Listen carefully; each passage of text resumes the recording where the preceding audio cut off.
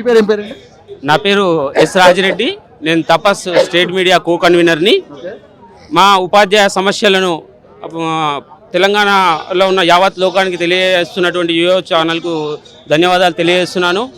మొన్న మన సీఎం రేవంత్ రెడ్డి గారు మాట్లాడుతూ మీ ఉపాధ్యాయులందరూ కంఫర్ట్ జోన్లోనే ఉన్నారు, మీరందరూ బాగా పనిచేయాలని చెప్పారు. ఒకవేళ మేమే కనుక కంఫర్ట్ జోన్లోనే ఉంటే ఈ అన్కంఫర్ట్ ప్లేస్కు వచ్చి ధర్నా ఎందుకు చేస్తామని చెప్పి ముఖ్యమంత్రి గారిని నేను ప్రశ్నిస్తున్నాను. అదేవిధంగా నిన్నటిని చెప్పారు, ఇంతకుముందు ఏ ప్రభుత్వం కూడా 1వ తారీఖు జీతాలు ఇవ్వలేదు, మేమే జీతాలు ఇస్తున్నామని చెప్పి గొప్పగా చెప్పుకుంటున్నారు. రోజు కూలీ చేసే కూలీకి కూడా సాయంత్రం వరకు కూలీ వస్తుంది. మేము నెల రోజులు పనిచేసిన తర్వాత నెల తర్వాత మాకు జీతం ఇచ్చి అది గొప్పలు చెప్పుకోవడం చాలా సిగ్గుచేటు. అంతేకాకుండా ఇప్పుడు ఎన్నో సమస్యలు తెలంగాణ రాష్ట్రంలో ఉన్నాయి. ముఖ్యంగా పిఆర్సీ 3 సంవత్సరాలు, ఇంకా 2 సంవత్సరాలు అయితే కొత్త పిఆర్సీని ప్రకటించాలి. 3 సంవత్సరాలైనా పిఆర్సీని ప్రకటించలేకపోతున్నారు. అదేవిధంగా 6 డిఏలు సిగ్గుచేయడండి. మన కేంద్ర ప్రభుత్వం ప్రతి 6 నెలలకు ఒకసారి డిఏను ప్రకటిస్తుంది. ఇప్పటికీ 3 ఏళ్లలో 5 డిఏలు ప్రకటించింది, అమలు పరుస్తుంది. ఇప్పుడు ఇంకా 6వ డిఏని ఇవ్వబోతుంది. మన దగ్గర మాత్రం 6 డిఏలు అట్లనే పెండింగ్లో ఉన్నాయి. అంతేకాకుండా 317 ఉపాధ్యాయులను వాళ్ళు అమ్మా నాన్నలకు దూరంగా, వాళ్ళు నివసిస్తున్న ప్రాంతానికి దూరంగా ఎక్కడో సంబంధని ప్లేసుల్లో స్థానికేతరులుగా నివసిస్తున్నారు.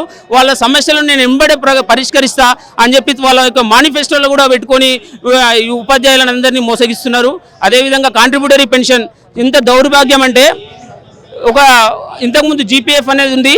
ఆ జీపీఎఫ్ యొక్క వాళ్ళ యొక్క పెన్షన్ను ప్రభుత్వం నిర్ణయిస్తే కాంట్రిబ్యూటరీ పెన్షన్ ఉద్యోగుల యొక్క భవిష్యత్తును స్టాక్ మార్కెట్ నిర్ణయిస్తుంది. ఇది ఎంతవరకు సమంజసం చెప్పండి.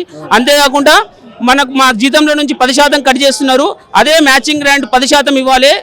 గత సంవత్సరం ఇప్పుడు జమ అవుతున్నాయి. అంటే గత సంవత్సరం నుంచి మా 10% ఎక్కడ పోయింది, ప్రభుత్వం 10% ఎక్కడ పోయింది, వీటిని ఎక్కడ జమ చేస్తున్నారు, మాది ఎంత ఉంది అనేది ప్రభుత్వం వెంటనే తెలియజేయాలి. అంతేకాకుండా మొన్న మా అకౌంట్లు చెక్ చేస్తుంటే మా పెరగాల్సింది బదులు మా అకౌంట్లో మా డబ్బులు తగ్గిపోయి అనేది కనిపిస్తున్నది. దీనిపైన ప్రభుత్వం దృష్టి పెట్టాలి. లేకపోతే తెలంగాణ ప్రాంత ఉపాధ్యాయ సంఘంగా ఈరోజు ఇది ఒక ప్రభుత్వానికి ఒక చిన్న హెచ్చరిక మాత్రమే.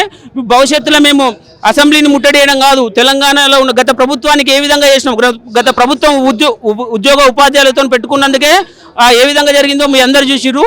ఇప్పటికి కూడా మేము గ్రామాన ప్రతి ఒక్కరిని మేలుకొల్పి అందరినీ ఏకం చేసి ప్రభుత్వానికి తగిన బుద్ధి చెప్తామని చెప్పి యోయో ఛానల్ ద్వారా తెలియజేస్తున్నాను.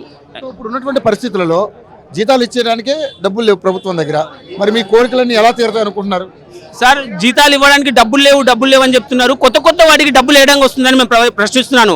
సంక్షేమ కార్యక్రమాలు చేపట్టండి, మేము దాన్ని అడ్డుకుంటలేము. కానీ సంక్షేమ పథకాలు ఉన్న వాటిని అమలు చేయకుండా మాకే పేరు రావాలనే ఉద్దేశంతో కొత్త ఎందుకు, ఉన్న వాటిని ఫస్ట్ పకడ్బందీగా అమలు చేయండి, తర్వాత కొత్త వాటికి వెళ్ళండి.